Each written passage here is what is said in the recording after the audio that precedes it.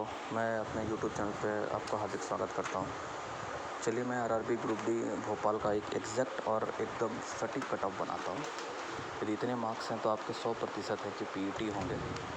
और देखिए नॉर्मलाइजेशन तो रेलवे ही जाने, लेकिन जो रैंक आईक्यू को डाटा कहता है उससे ज़्यादा ही आपको मार्क्स मिलेंगे। ठीक है, यदि इस कट ऑफ से यदि आपके 1 से 2 मार्क्स कम रहेंगे तो आप पीईटी संभव समझिए। और आपने एलपी का देख ही लिया है कैसे मार्क्स मिले हैं। ठीक है, तो आप होप और उम्मीद बना के रखिए कि आप कट ऑफ के एग्जैक्ट कट ऑफ पे आते हैं तो भी उम्मीद रहेगा कि आपको नॉर्मलाइजेशन में हो सकता है 25 नंबर 30 नंबर। देखिए एलपी में 31 नंबर तक मिला। ठीक है ना, तो रैंक आईक्यू का डाटा कोई सही डाटा नहीं होता, लेकिन हम प्रेडिक्शंस कर सकते हैं पीईटी के लिए सही डाटा होता है। ठीक है, चलिए अब मैं अपना एनालिसिस स्टार्ट करता हूँ। ठीक है, मैं डाटा बेस पे बात कर रहा हूँ। ठीक है ना, यूआर का टोटल है 769। ठीक है, अब 769 का कितना गुना होता है चलिए मैं आपको दिखाता जाता हूँ। ठीक है, 769 इंटू 3 2307। ठीक है, 2307 लोग आ रहे हैं। चलिए अब मैं रैंक आईक्यू का डाटा खोल लेता हूँ। ठीक है ना, रुकिएगा। ठीक है, तो यूआर का टोटल हमें 2307 कैंडिडेट सर्च करना है। ठीक है ना, तो चलिए हम 2307, क्योंकि उसमें सारे के सारे व्यक्ति आएंगे। ठीक है, सारे के सारे व्यक्ति SC ST OBC WS सब आएंगे। ठीक है, तो 2307 कैंडिडेट में हम देखते हैं। ठीक है, ये रहा 2307 अपने आप में। ठीक है, ये यूआर का कितना गया कट ऑफ 73.70। ठीक है, ध्यान रखिएगा 73.70 कैंडिडेट मतलब ये नंबर है, नॉर्मलाइज्ड है। ठीक है, और रॉ स्कोर की हम बात करें तो देख सकते हैं आप 69 भी है, 67 भी है, 66 भी है। ठीक है, 66 हो गया और 65 भी है, 65 भी है, 65 से नीचे है और आप देख लीजिए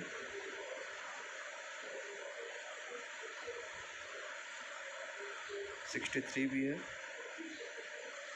65 के नीचे 63 भी है, देख लीजिए 63 भी है। ठीक है, फिर और आ जाइए 63, मान लीजिए मोटा मोटी 63। यूआर का देखिए रॉ स्कोर 63 पे भी सिलेक्शन हो रहा है, शिफ्ट वाइज पे डिपेंड कर रहा है। ठीक है ना, यदि आप 27 तारीख के सेकंड में हैं तो आपका 63 पे भी यूआर पे हो जाएगा। कितना? 63 पे भी यूआर पे।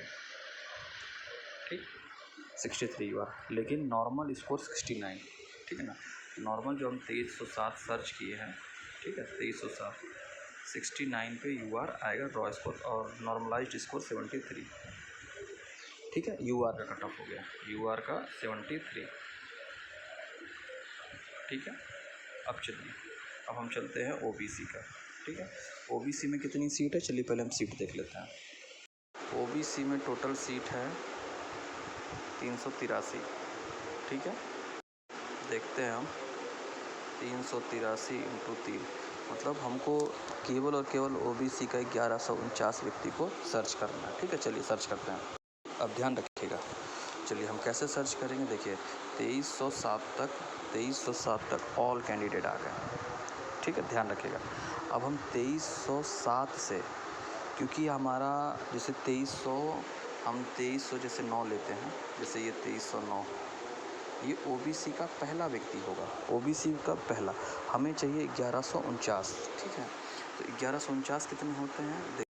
2307 प्लस, ठीक है ना, चलिए पहले एक बार हम काउंट कर लेते हैं। पहले हम ओबीसी पे आ जाते हैं 2307 पे। ठीक है, ओबीसी।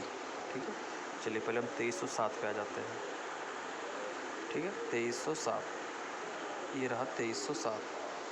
2307 जो है देख रहे हैं 2307 ये यूआर का है, और 1231 है। चलिए अब हम सर्च करते हैं 1231 प्लस 1149, टोटल 2380 तक आना है हमको।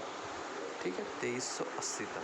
अब यहाँ से हमको काउंट करना है, क्योंकि जैसे ये हमारा 1 हो गया, 2 हो गया, 3 हो गया, 4 हो गया, 5 हो गया, 6 हो गया, 7 हो गया, 8 हो गया, 9 हो गया, 10 हो गया। ये ओबीसी के केवल काउंट कर रहा है। अब हमको 2380 तक आना है। ठीक है, मैं रोक के सीधे 2380 तक पहुँच रहा हूँ। ठीक है ना, देखिए ये ओबीसी का आ गया 2380, ठीक है।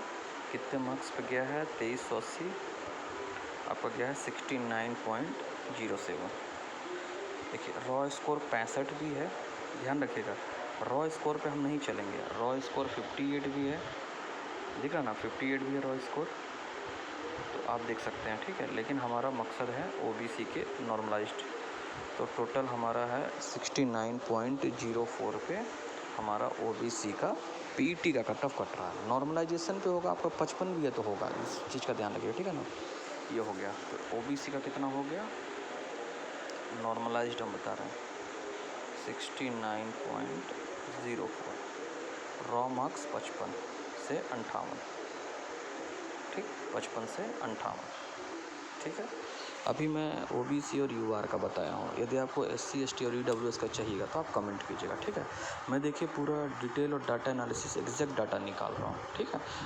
वो औरों की तरह नहीं कि पता चला उसमें बस लिखे टाइप कर दे, नहीं, मैंने आपके सामने करके दिखाया, ठीक है। तो चलिए अब मैं अपने वाणी को विराम देता हूँ। जय हिंद, जय भारत।